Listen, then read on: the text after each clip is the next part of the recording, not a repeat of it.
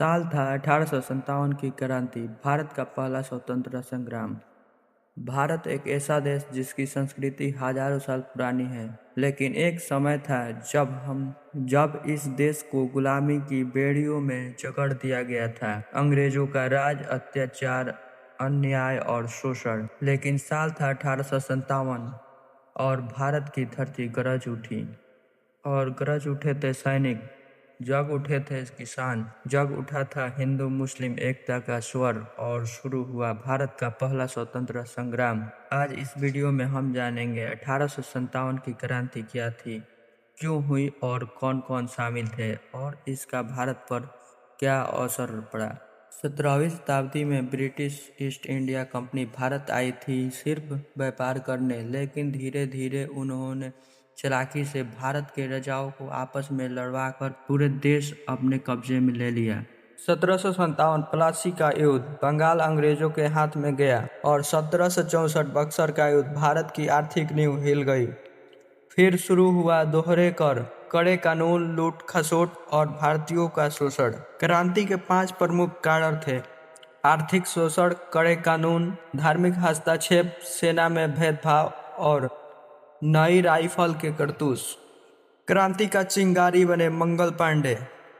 29 मार्च 1857 बैरकपुर, एक जवान सैनिक जिसका नाम था मंगल पांडे। उन्होंने अंग्रेज अधिकारी पर गोली चला दी और नारा लगाया, स्वराज ही हमारा जन्मसिद्ध अधिकार है। यहीं से क्रांति की शुरुआत होती है। 10 मई 1857 मेरठ से शुरू होती है क्रांति। मेरठ के सैनिकों ने विद्रोह किया और दिल्ली की ओर मोर्चा किया। उन्होंने लाल किला पहुंचकर बहादुर शाह जफर को भारत का सम्राट घोषित कर दिया। बहादुर शाह जफर अंतिम मुगल बादशाह प्रतीक बन गए आज़ादी के। नारा लगाया, अब हिंदुस्तान अंग्रेज का नहीं हमारा है। क्रांति के प्रमुख नेता रहे लक्ष्मीबाई, तात्या टोपे, नाना साहेब, बेगम हजरत महल, कुंवर सिंह, बहादुर शाह जफर। रानी लक्ष्मीबाई की सबसे प्रेरक अध्याय थी, मैं अपनी झांसी नहीं दूंगी। इस एक वाक्य ने अंग्रेजों की नींद उड़ा दी। घोड़े पर बैठकर तलवार हाथ में लेकर झांसी की रानी ने दुश्मनों का सामना किया। उनकी वीरता आज भी हर भारतीय के दिल में जिंदा है। लेकिन क्रांति असफल रही। इसके मेन कारण थे एकजुट नेतृत्व की कमी, हथियारों और संसाधनों की कमी, अंग्रेजों की आधुनिक तकनीकी। बहुत से राजा अंग्रेजों के साथ थे। एक स्मार्ट रणनीति नहीं बन पाई, लेकिन असल मायने में ये असफल नहीं थी। इसने पूरे भारत की आत्मा जगा दी। इसके बाद अंग्रेज ने ईस्ट इंडिया कंपनी को हटाया, सीधे ब्रिटिश सरकार से भारत संभाला। भारतीयों को सेना व प्रवेश में जगह देनी पड़ी। भारत में राष्ट्रवाद का जन्म हुआ।